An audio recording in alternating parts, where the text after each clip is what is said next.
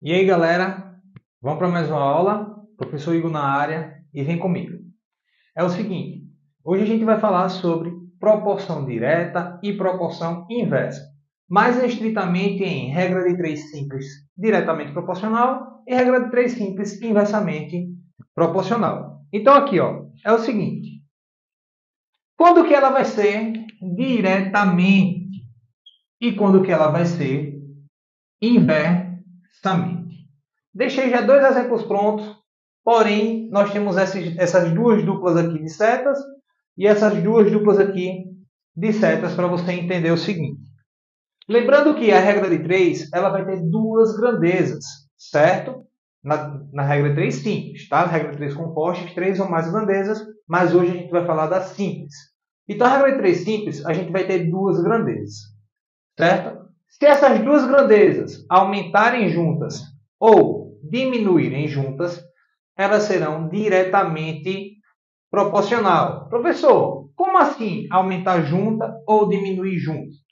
Preste atenção. Digamos que você me convide para almoçar na sua casa, certo? E aí existe aquele ditado: põe mais água no feijão. Por que mais água no feijão?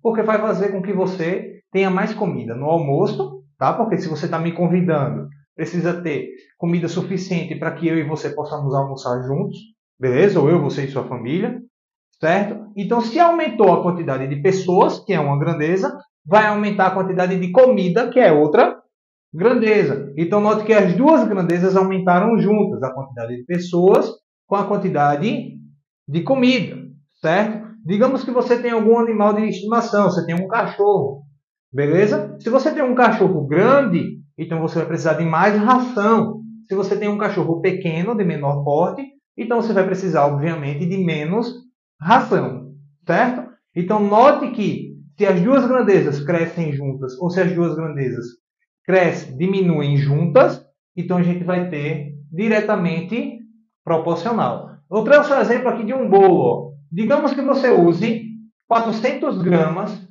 ou 0,4 kg para fabricar ou cozinhar dois bolos, certo? E aí, você recebeu a missão de cozinhar uma quantidade de bolos com 2,8 kg de farinha de trigo. Então, quantos bolos serão fabricados? Então, aqui, a gente já verificou que é diretamente. Se eu aumentei a minha quantidade de farinha, então vou aumentar a minha quantidade de bolo feito, certo? Então, a gente vai fazer o quê? Produto dos meios pelo produto dos extremos. Então, vai ficar 0,4 vezes B igual a 2,8 vezes 2, certo? Então, aqui, 2,8 vezes 2, 5,6. Então, 0,4 B vai ser igual a 5,6. Está aqui multiplicando, vem para cá, dividindo. Então, a quantidade de bolos vai ser 5,6 dividido por 0,4. Beleza? Ou, simplesmente, 56 dividido por 4. Por quê, professor? Eu não tenho duas casas decimais aqui, então a gente corta a vírgula, então fica 56 dividido por 4. 56 dividido por 4, 14. Então significa dizer que eu consigo fabricar 14 bolos. Vem aqui comigo para inversamente proporcional. Note que a inversamente proporcional, as setas estão o quê? Contrárias. Então, se uma aumenta, a outra diminui. Se uma diminui, a outra aumenta. Um exemplo clássico é a velocidade com o tempo. Imagina que você já tenha viajado, certo? Ou simplesmente saído com pressa de casa. Se você sai com pressa de casa, significa dizer que você se atrasou e quer chegar logo em algum lugar. E aí o que acontece? Você vai correr, você vai pedir para o seu pai dirigir um pouco mais rápido, certo? Vai pedir para o seu motorista de aplicativo ou seu táxi dirigir um pouco mais rápido também. Por quê? Porque quanto maior a velocidade, menos tempo a gente vai demorar para chegar até certo local.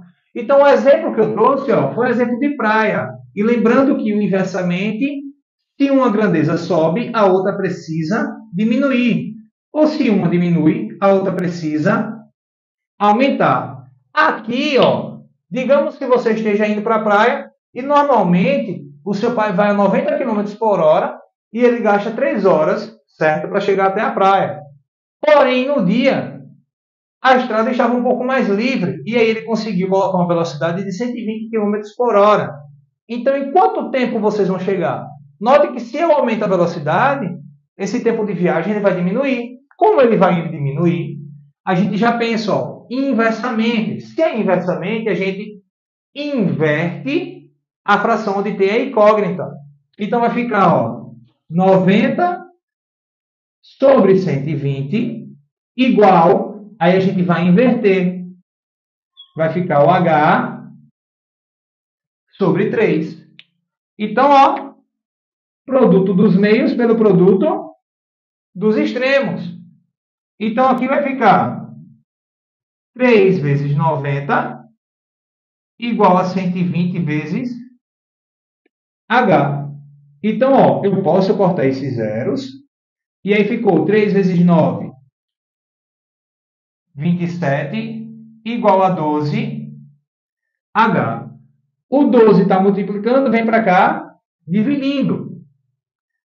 Então, vai ficar H igual a 27 dividido por 12. Se você quiser simplificar por 3, também pode. E aí vai ficar 9, 27 dividido por 3, 9. E 12 dividido por 3, 4. 9 quartos. Mas aí ninguém fala 9 quartos de hora, não é isso? Então você vai precisar dividir. Então, ó, vamos aqui. 9 dividido por 4 dá 2, não é isso? E resta 1. Acrescenta o 0 e a vírgula. Então, para 10, novamente o 2. Resta 2. Coloco o 0, 5. Então, 2,25 Ora, professor, mas a questão me pediu em minutos. Como é que eu faço para transformar esses 2,25 horas em minutos? Então, entenda que a parte inteira, que é a parte que está à esquerda da vírgula, já será como resposta 2 horas. Então, a gente já vai ter como resposta 2 horas. Esse 0,25, que foi o que sobrou, a gente multiplica por 60. 0,25 vezes 60. Então, note, ó, eu posso cortar o 0 e a vírgula 1 dá uma casa. Então, vou ter 2,25. 2,25 não, perdão, 2,5 vezes 6. 6 vezes 5, 30. Deixa o 0, sobe 3. 6 vezes 2, 12, mais 3, 15, uma casa decimal. Então, vou ter 2 horas e 15 minutos. Beleza, gente? Esse foi o vídeo. Espero que tenham compreendido. Até a próxima. Fique com Deus.